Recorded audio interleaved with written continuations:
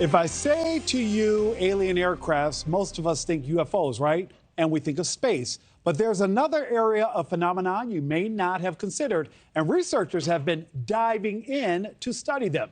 We're talking about USOs, unidentified submerged objects.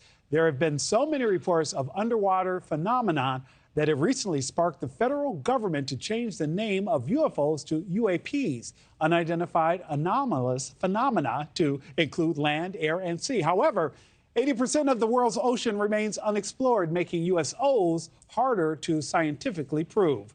Joining me now is Richard Dolan, a UAP historian and host of Richard Dolan Intelligent Disclosure on YouTube. Richard, good morning. Hi, Nick. Thank you very much for having me here. It's a pleasure. Help us break this down. You've researched more than 600 cases of unidentified submerged objects. What are some of the challenges you face with researching water-based phenomena and then getting that information to the public writ large?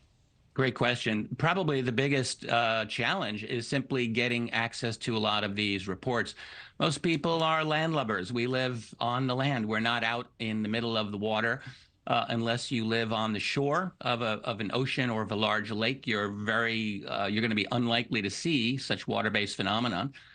And so, you know, of all of the UFO or UAP reports that we have, only a small number are actually truly USO type reports, but they do come in.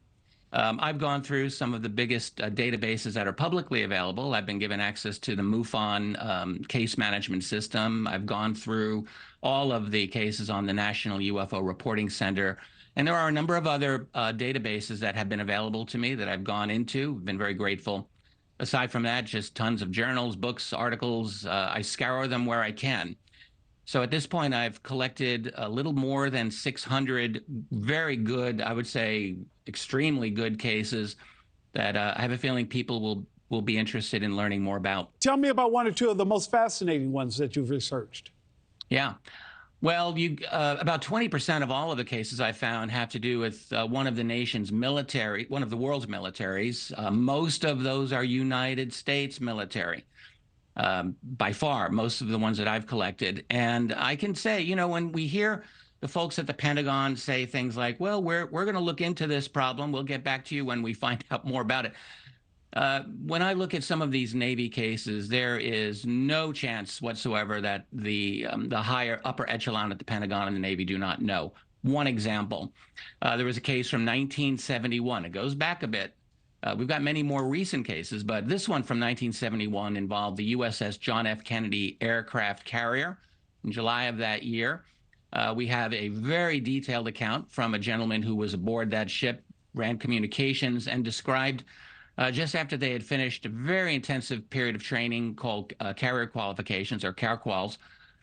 They were in the Caribbean, and they saw this massive orange glowing spherical object that hovered above the ship. And according to what he said, shut down their communications for a good 20-25 minutes while the ship went to general quarters, battle stations. I would say if you're the United States Navy, there's probably nothing more important to you than your aircraft carriers, which have nuclear weapons. And anything that shuts it down even for 20 minutes has got to be of the highest level. That is not the only such case. There are many of them. A few of them from the old Soviet Navy as well, but quite a few from the United States Navy. Richard Dolan, I got to go, but I want you to give me that website one more time.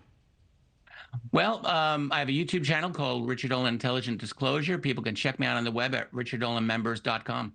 Richard Dolan, thank you so much, sir.